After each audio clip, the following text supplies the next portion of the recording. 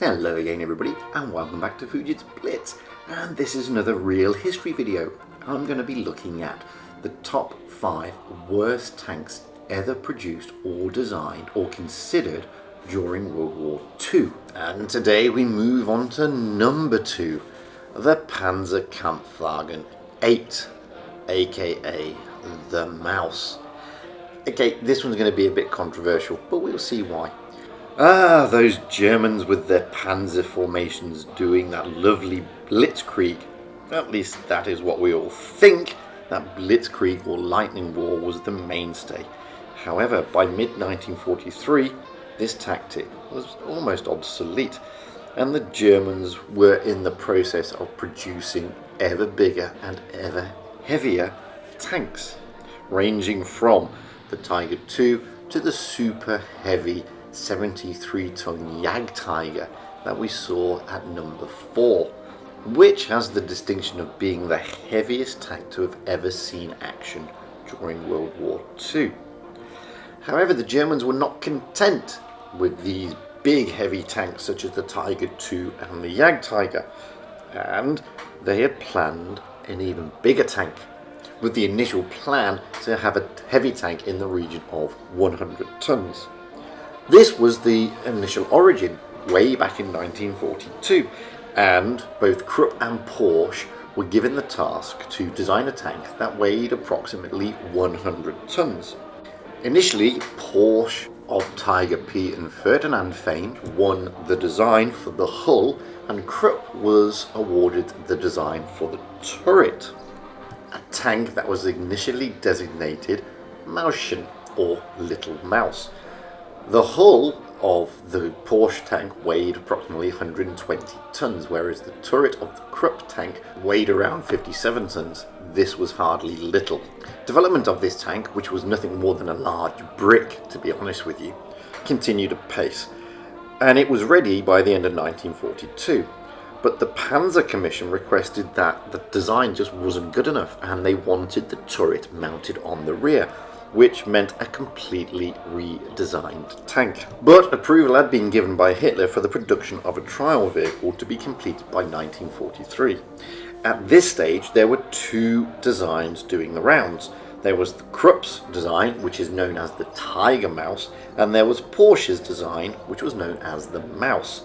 Eventually, the Krupp design was judged to have been the lesser of the 2, so the contract was given to Porsche to produce its Mouse alongside Krupp to produce the turret.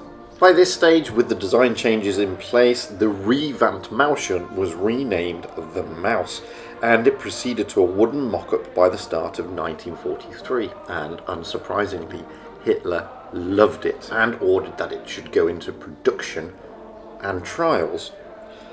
One of the problems that the Mouse had was the power for this huge monster. I mean, it was weighing at this stage approximately 188 tons. I mean, that is just massive.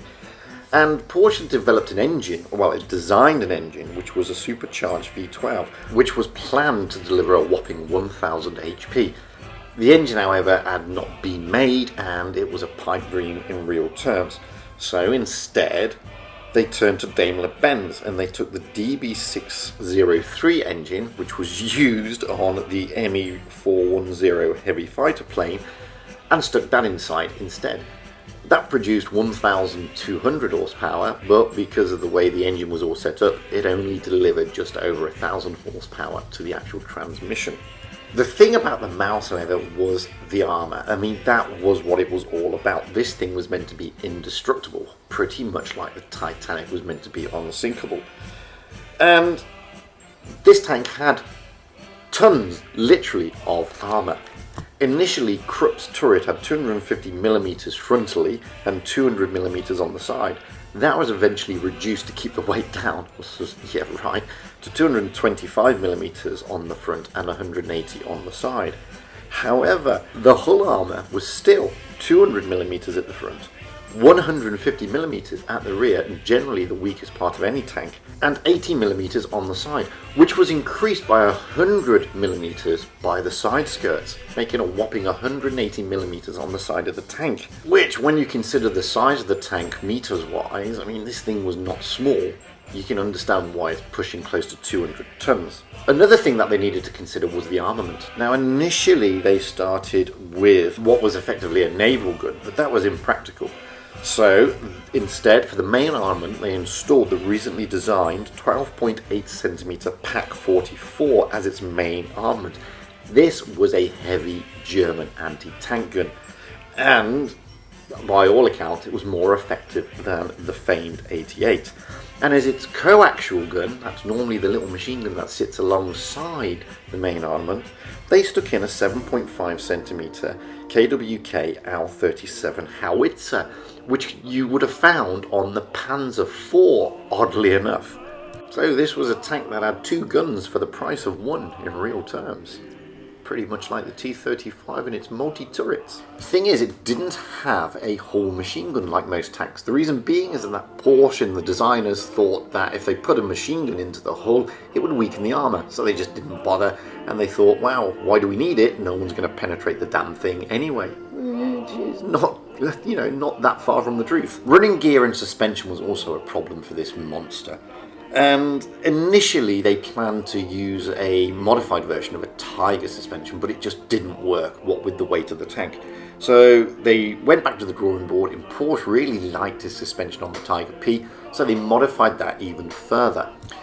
Not that he was to make it. I mean, the running gear was eventually made by Skoda, and it was incredibly complex, to say the least.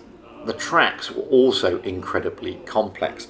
And whilst the design worked, in other words, it carried the massive beast of a tank, changing the tracks and maintenance on this thing was just an absolute nightmare. Two prototypes of this tank were produced. One with a wooden turret, or a mock-up turret, which was called Hull 1, and one with a production turret, a proper turret with the right armour and the guns, which was called Hull 2 plus Turret 1. Interestingly, the trials of the MAUS prototype were in fact successful. I mean, one thing that they prized on its success is that it didn't immediately sink into the ground under its massive weight. However, its role was incredibly limited. Firstly, it was difficult to transport it on the train, and secondly, it couldn't go over any bridges and actually had to ford the rivers, which was totally impractical. And not only that, because the size and weight of the turret, it was very difficult and slow to traverse. Yes, it had fantastic armour, but it lacked mobility, poor turret traverse, which made it incredibly vulnerable, oddly enough, despite its armour. Out of the two MAUSes that were actually produced, not a single one of them saw action, despite certain claims that have been made.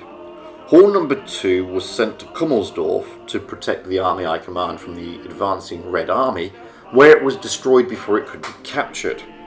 Hull number 1 remained at the proving grounds, where it was also destroyed before it could be captured, although not as totally as Hull number 2. The Soviet Red Army captured both tanks and decided to marry the turret of Hull number 2 that was completely destroyed to Hull number 1 that was partially destroyed but didn't have production turret, thus making a complete tank, which in itself was no mean feat. Don't forget, the turret weighed the same as a Tiger tank. The completed tank was eventually shipped back to Russia, where it underwent some tests, and they were not impressed, saying that the tank had absolutely no practical use whatsoever. Despite the myth that these were just one-off tanks, the British Army discovered at least 6 partially completed hulls and turrets, so there were more of these tanks planned. The Russians were wrong, however, much like the British were with the TOG-2. The MAUS did have a practical use, effectively as a tourist attraction.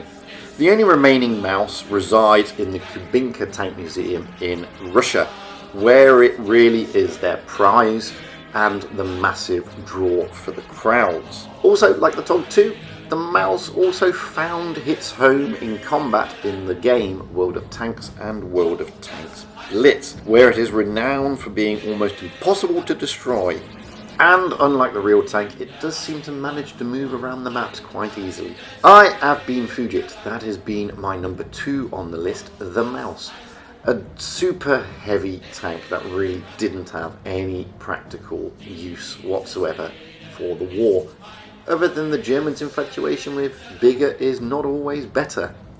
By all means, comment, like and everything below. If you haven't yet, press subscribe. It's a lovely thing to do, costs you nothing, puts a smile on my face. I'd also like to say a big thank you to my patrons who, without their support, these videos would be a lot harder to do. We will shortly be coming up with number 1, but before that we will do some honourable mentions. So until the next time, stay safe out there and see you all again soon.